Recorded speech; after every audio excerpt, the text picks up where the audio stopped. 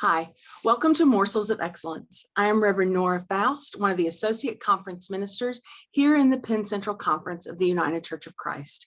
I'm glad that you've joined me for this year's theme of a healthy church, being a healthy church. In February, we looked at what it means to be the member of a church.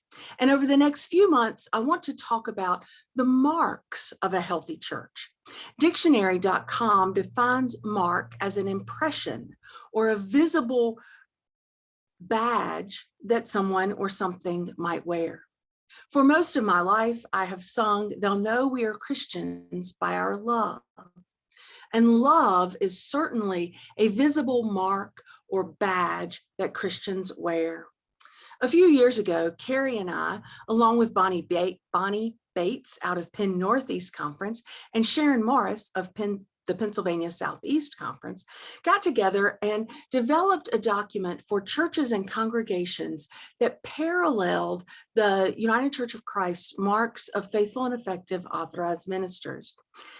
We took the national church's 8 headings and looked for ways that a congregation might be making a visible impression in their community among themselves that would be evidence of health based on our experience.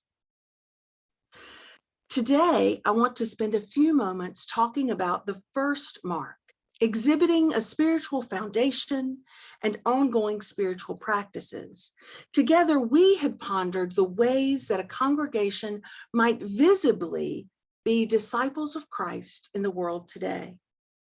One of the things that we see in healthy congregations is the affirmation and participation in spiritual practices like praying, tithing, fasting, and meditation, individually and communally. Or things like intentional spiritual formation through children's Sunday school or adult classes, Bible studies, book studies.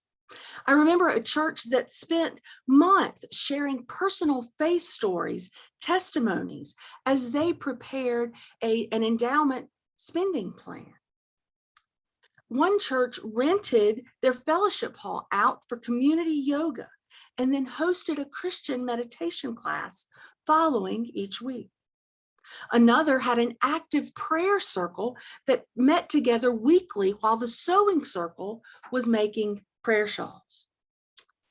Together, we wondered how many churches had discussions about what it means that all people are created in the image of God, and that each church is called to serve as the priesthood of all believers.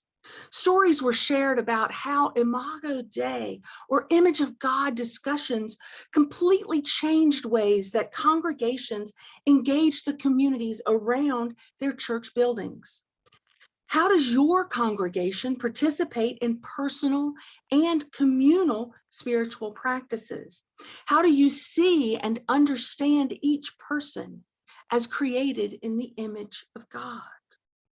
We noted the importance of regular reviews of ministry and mission, of the congregation, and discernment around how and when to end projects, where waning passion was draining, or how and when to start new projects, where growing need and new passion is found to fuel it.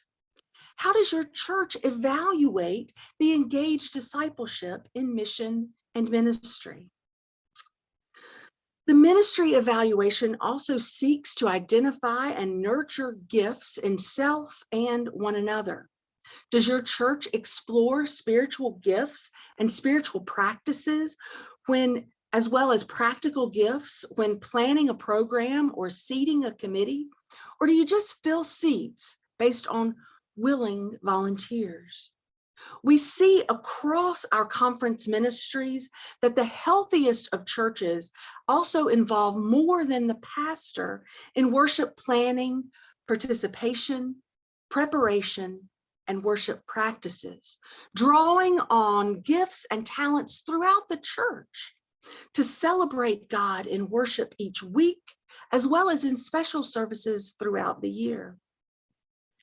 Discuss these questions and engage the Spirit through prayer as you look for the marks of health in your congregation. And remember that conference staff is here to walk with you. Join me next month as we ask how your congregation engages our sacred stories and traditions. Thanks so much for joining me this month. See you next time. Friends, be blessed.